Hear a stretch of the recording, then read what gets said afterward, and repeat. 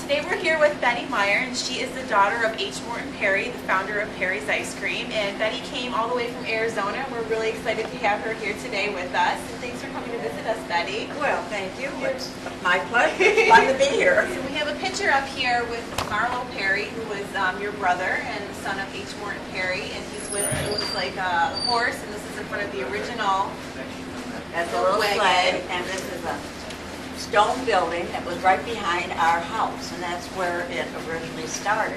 And it was a dairy at the time.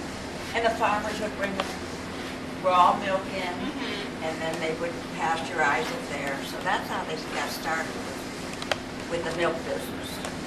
Now, we know that when your dad actually started as a broom maker, and then he decided to buy the Akron milk route, and we've heard some stories that he might have had some allergies, but we're interested in knowing the true story behind why he decided to go from brooms to dairy.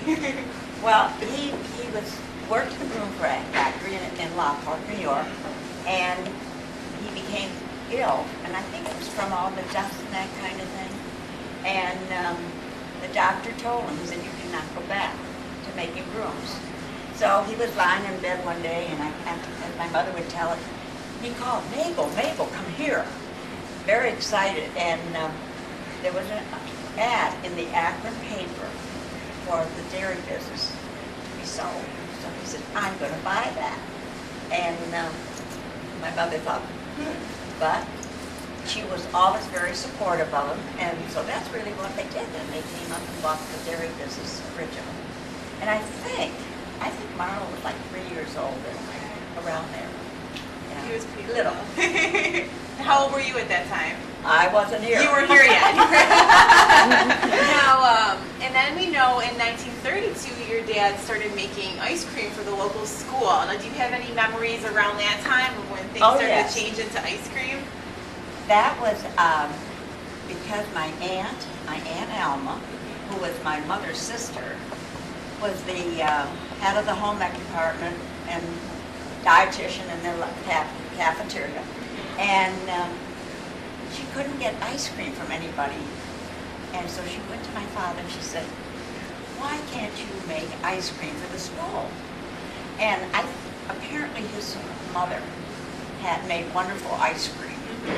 And he started with her recipe in a hand freezer. And I'm not sure, if it was like a 10-gallon, maybe smaller, I'm not sure. But that's how he started making ice cream. Do you remember what was the first flavor he made? Was it vanilla? We've heard strawberry. I have no idea. We have no idea. Okay. I mean, that I don't. I wasn't there. I don't know, and I don't remember hearing that. But probably, if you were a strawberry, that would be. We heard that his favorite flavor might have been strawberry.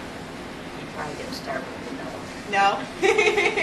He was a creative man, so we know he likes strawberry, so there's a good chance, folks, that it was strawberry. It was the first Perry's ice cream flavor ever made. So let's maybe move along down here, and this here is actually the original deed to the Akron milk route back from 1918.